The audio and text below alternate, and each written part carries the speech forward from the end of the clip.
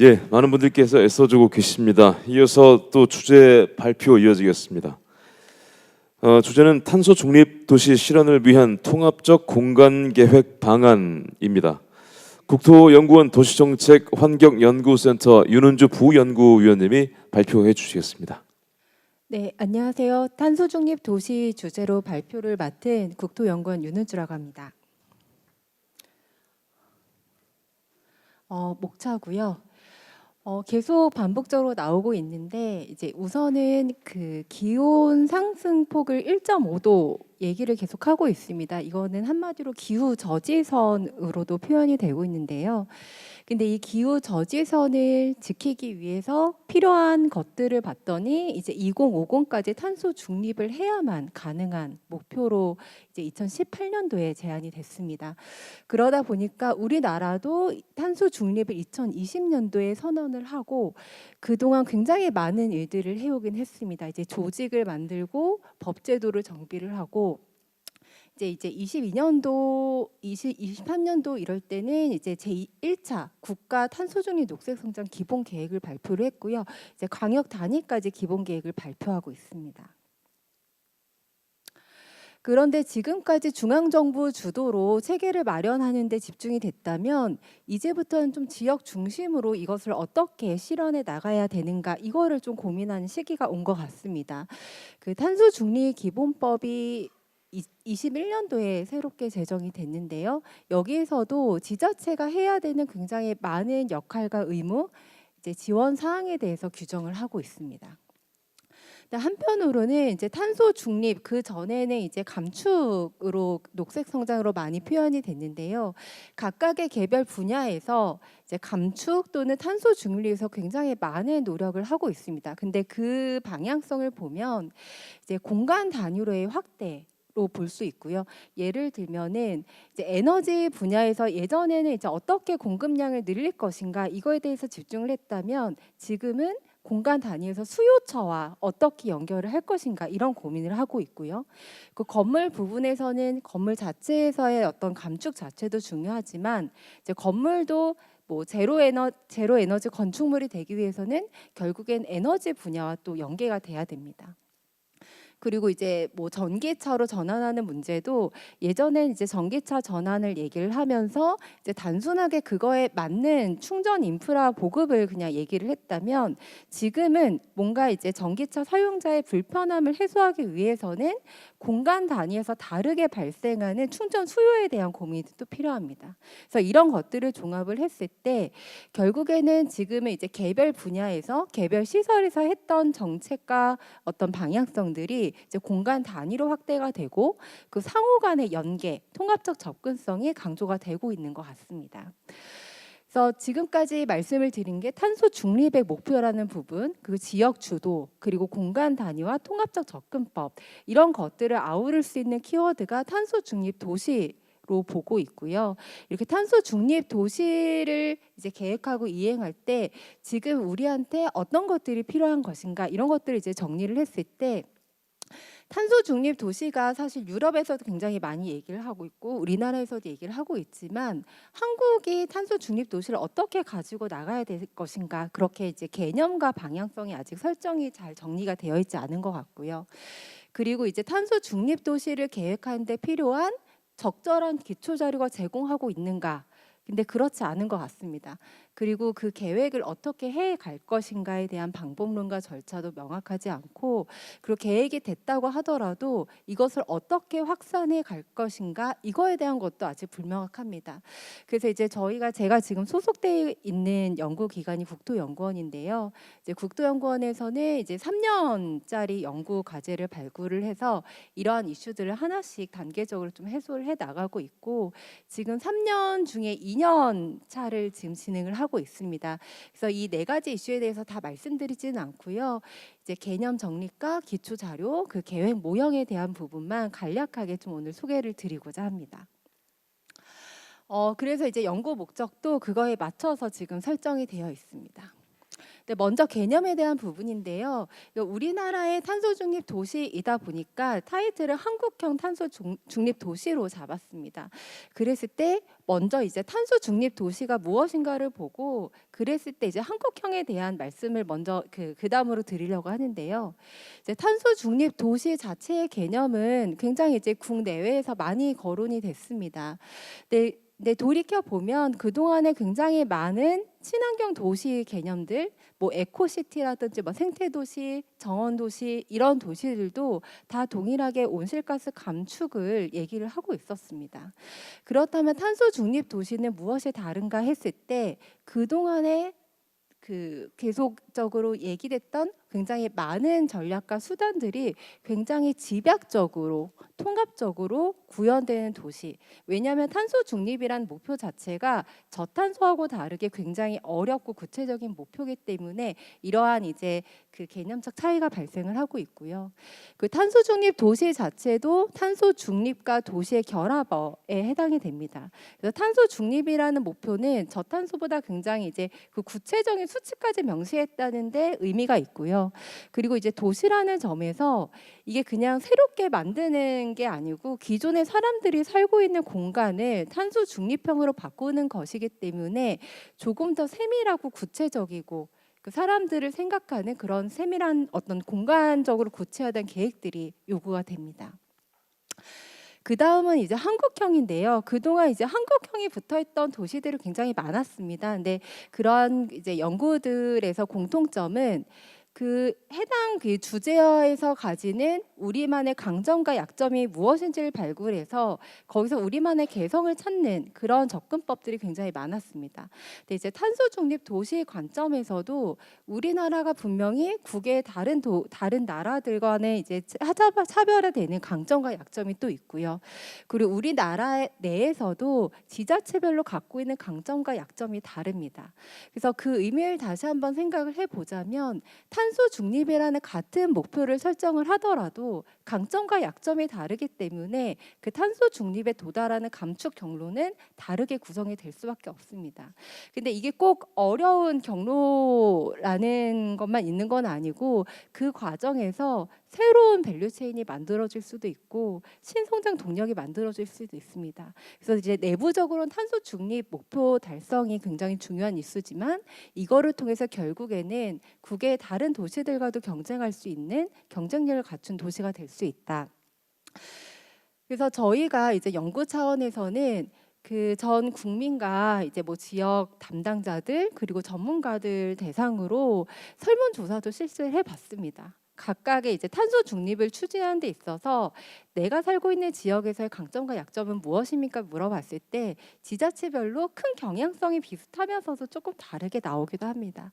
근데 이제 수도권하고 비수도권이 굉장히 많이 다르게 나오고요. 근데 제 전라도 지역에서 특히 더 높게 나온 거는 약점 부분에서는 인적 자원과 재정적인 여건 이 부분을 굉장히 이제 다른 지역에 비해서도 굉장히 높게 약점으로 좀 그 지적을 많이 하셨었고요.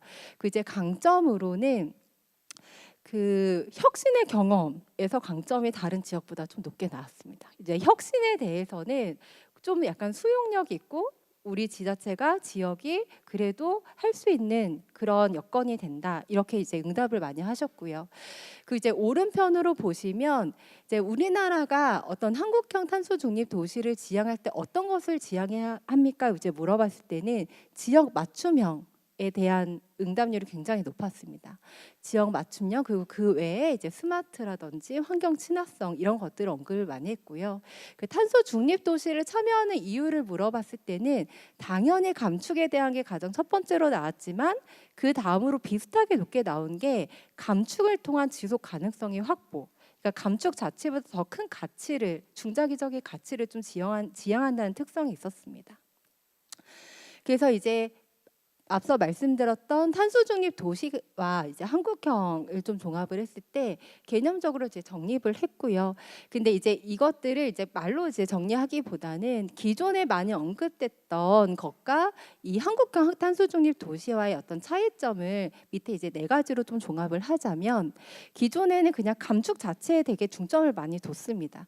하지만 이제 앞으로는 지역의 적절한 감축 경로가 무엇인가 그거를 좀 발굴하는 데 집중할 필요가 있고요. 그 지역마다 그 감축하는 방법과 과정이 다르기 때문에 또 협업해야 될 필요성이 있습니다. 서로 다르기 때문에 협업에서 나오는 시너지가 있고요. 그리고 이제 사람 사는 공간에 대한 거기 때문에 단순히 얼마큼 해야 돼 이렇게 물량 위주의 계획보다는 공간적으로 구체화된 계획이 좀 필요하고요. 그리고 감축 자체가 아니고 감축을 통해서 어떻게 더 나은 공간으로 만들 수 있는가 그거에 대한 고민이 필요하다고 할 수 있습니다. 그 다음은 이제 탄소 중립 도시를 계획할 때 어떤 기초 자료와 계획 모형이 이제 필요한 것인가 그걸 고민을 했는데요. 이제 기존에는 우선은 감축 계획을 할 때 가장 중요한 거는 우리 지역에서 어떠한 감축 수단과 전략에 집중해야 될 것인가 그거를 먼저 좀 파악을 할 필요가 있습니다. 근데 이제 지자체에서 가장 먼저 보시는 게 국가에서 제공하는 감축 수단의 목록을 많이 보시거든요. 근데 이제 거기에서는 선택하기 위한 정보들이 달려 있진 않습니다. 그래서 그 연구 차원에서는 선택하기 위한 정보, 즉 이제 감축 수단별로 내가 그동안 얼만큼의 경험을 갖고 있는지 아니면 우리 지역이 잠재력이 얼만큼이 되는지를 파악할 수 있는 그런 정보가 붙어 있는 그러한 정보가 좀 제공될 필요가 있고요. 그 연구 차원에서는 그러한 정보들을 이제 229개 기초 지자체 단위로 구축을 해서 그 연구 차원에선 제공을 하고 있습니다. 그래서 이런 것들을 볼 때 저희가 이제 40개 정도의 감축 수단을 대상으로 했는데 우리 지역은 이제 어떤 특정 감축 수단에 대해서 얼만큼의 잠재력이 있고 이게 다른 지역에 비해서 얼만큼 상대적으로 우위에 있고 열의에 있고 이런 것들을 파악할 수 있는 그런 정보 체계를 좀 고민을 해봤습니다. 여기까지는 이렇게 기초 정보에 대한 부분이고요. 이제 그 다음부터는 이제 계획 모형, 즉 계획의 과정과 이제 방법에 대한 부분입니다. 이제 일반적인 그 계획의 흐름을 따라가고 있는데요. 이제 여건을 분석해서 방금 말씀드린 것처럼 어떠한 전략과 수단에 집중할 것인가를 선정을 하고 그거에 대해서 목표를 설정해서 공간적으로 구체화하는 과정으로 이제 구분을 했습니다. 그래서 우선은 여건을 분석해서 주요한 감축 전략과 수단을 선정할 때는 굉장히 많은 사실 정보가 필요한데 아까 말씀드렸던 인벤토리 체계를 이제 기초 정보를 활용하는 예시를 들었을 때 여러 가지 이제 감축 전략 중에서도 잠재력이 상대적으로 높은 것 그리고 내가 그동안 잘 해온 것 이런 것들을 구조적으로 파악을 할 수가 있습니다. 그래서 이제 오른편에서 위편의 사분면 그러니까 가장 오른편 위편에 있는 그 사분면에 있는 감축 전략들이 이제 잠재력이 가장 높다고 할 수가 있는데 그 다른 사분면에 있는 것이 그렇다고 해서 의미가 없는 것은 아니고 이제 보완적인 정책과 함께 아니면 단기적 중장기적인 그런 구분과 함께 추진 가능한 전략이긴 합니다. 그래서 이제 연구 차원에서는 각각의 기초 지자체별로도 이러한 이제 그래프들 다 그리는 작업들을 했고요. 그리고 이제 그런 식으로 해서 감축 전략과 수단들이 설정이 됐다고 하면 그거에 대한 목표, 우리가 이제 2030이나 2050을 목표로 한 계획들을 의무적으로 수립을 해야 되는 상황이기 때문에 목표를 설정을 해야 되는데 이렇게 이제 여건 분석에 따라서 선정이 된다면 이제 상대적인 어떤 우리의 잠재력 이런 것들을 파악할 수 있다는 것이기 때문에 단순히 이제 국가의 목표 수준에 맞추는 게 아니고 지역에 따라서 이것을 차별화하는 게 가능합니다. 근데 다만 이것들을 이제 실제 도시 공간 아니면 이제 농촌 지역의 특성에 따라서 구체화하는 과정을 통해서 처음에 타겟했던 목표 수준을 다시 한번 조정하는 과정이 필요하고요. 근데 이제 그동안은 굉장히 탑다운식으로 내려가는 하향식의 계획이 굉장히 많이 이제 활용이 됐습니다. 근데 하지만 이제 공간적으로 구체화하는 과정에서 다시 한번 환류해서 내가 정말 우리 지자체에서 이행할 수 있는 목표 수준으로 조정하는 그런 과정이 굉장히 중요합니다. 그래서 이제 본 연구에서는 그러한 과정들을 조금 더 세밀하게 보기 위해서 여기서부터 이제 대표적인 수단으로 태양광, 그린 리모델링, 전기차 충전 인프라 그리고 녹지에 대한 부분을 이제 공간적으로 탐색하고 이제 어떤 계획적인 접근법을 통해서 상세화하는 그런 과정들을 좀 예시적으로 보여드리려고 하고 있고요. 그래서 이제 같은 이제 지자체 내에서도 각각의 감축 수단별로 그 효율이 높은 지역들을 탐색할 수가 있습니다. 뭐 태양광 같은 경우에는 같이 발전을 하더라도 발전량이 더 많은 지역, 또는 이제 태양광 패널을 설치할 수 있는 유휴부지나 건물의 옥상 공간이 좀 많은 지역, 이런 지역들을 탐색을 할 수 있고요. 충전 인프라 같은 경우에도 전기차 이용자가 많이 증가를 했을 때 그 전기차 이용자의 어떤 통행 패턴이나 체류 시간을 고려했을 때 충전 수요가 어디서 많이 발생을 할 것인가, 이런 것들도 지금은 이제 과학적으로 좀 탐색을 사전에 할 수가 있습니다. 그래서 이러한 방법들을 할 수가 있고요. 그런데 이러한 이제 감축 수단별로 다른 지역보다 효율이 높은 지역들이 탐색이 됐다면 이런 지역들이 중첩되는 공간들도 분명히 있습니다. 근데 이러한 공간들이 있다고 했을 때 지자체 내에서는 그런 공간들을 거점 지역으로 선정을 하고 지자체만의 어떤 탄소 중립 도시 모델을 만들어서 확산하는 것도 가능합니다. 그래서 이제 거점 지역을 선정을 했을 때 그 거점 지역에서만큼은 이제 모델 자체를 이제 지자체에서 앞으로 이제 확산을 해 가야 되는 어떤 선도 모델을 만들어야 되는 부분이기 때문에 그 실행까지 고려한 굉장한 이제 세밀한 접근법이 필요하고요. 그럴 때 보통의 이제 사업이 각각 추진될 때 실제적으로 고려된 요소들을 좀 나열을 한 거고요. 그 사례 대상지에서 거점지로 선정됐던 실제 지역입니다. 네, 실제 지역을 했을 때 각각의 감축 수단을 구체화했을 때 이게 그 각각의 어떤 그 감축 수단이 실제 구현된 사례들을 봤을 때 어느 정도 이제 수용 가능한 수준으로 구체화한 겁니다. 그래서 이제 태양광 같은 경우에는 발전 여건이 좀 좋으면서 이제 옥상 같은 경우에는 옥상에서 실제 설치되는 어떤 면적의 비율까지도 고려를 해서 다 구체화를 한 거고요.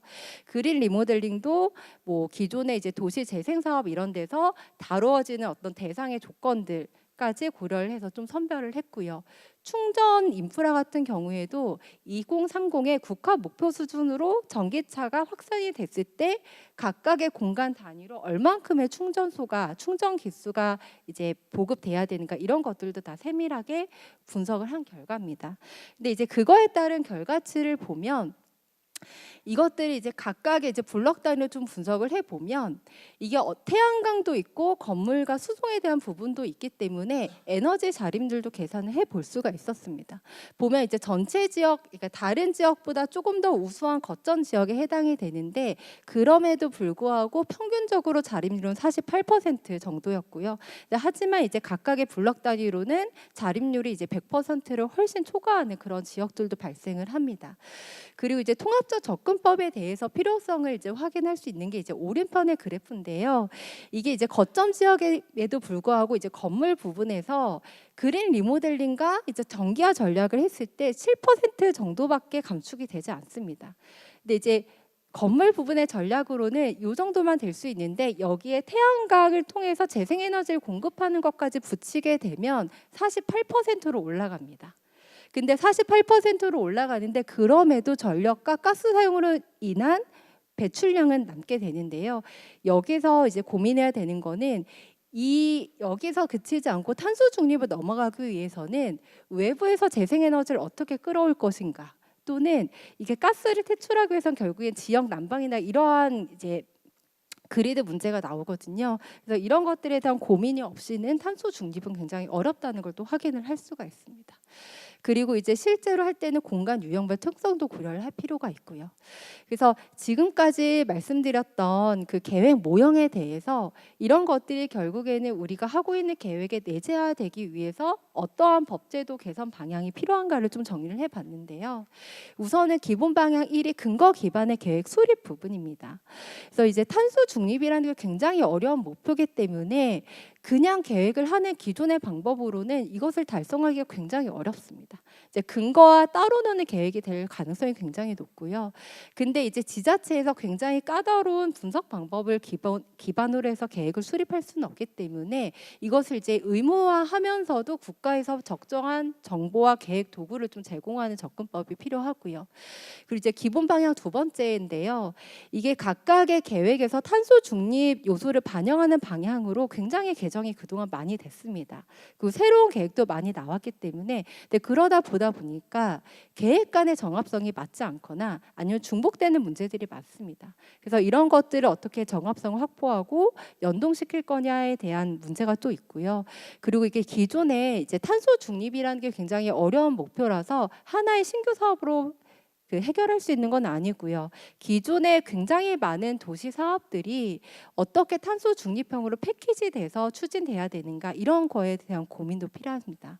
그리고 결국에는 그리고 에너지 부분 외에는 다 전기화와 효율화로 요약이 되기 때문에 결국에 이제 건물, 수송 각각의 부분별로는 안 되고 이제 재생에너지의 공급과 연계가 돼야 되는데 아직은 우리가 분산형 전원 특별법이 마련이 됐지만 구체성이 좀 떨어지는 부분이 있어서 좀 애로사항이 있는 걸로 알고 있고요. 그리고 가장 중요한 게 네 번째인데 지역 주민이 어떻게 참여하게 할 것인가. 이해 당사자이기 때문에 사실 여기서 가장 중요하게 계속 언급되는 건 투명한 정보 공개와 이제 의사결정 과정에서 주민 참여인 것 같습니다. 네, 그래서 여기까지가 제가 발표 준비한 거고요. 어쨌거나 이제 지자체 주도로 넘어가야 되기 때문에 지역의 개성을, 지역의 어떤 차별성을 어떻게 내셔야 할 것인가. 근데 결국에는 이제 과학적이고 정량적인 분석이 뒷받침이 돼야 된다. 이걸 좀 강조를 드리고 싶었고요.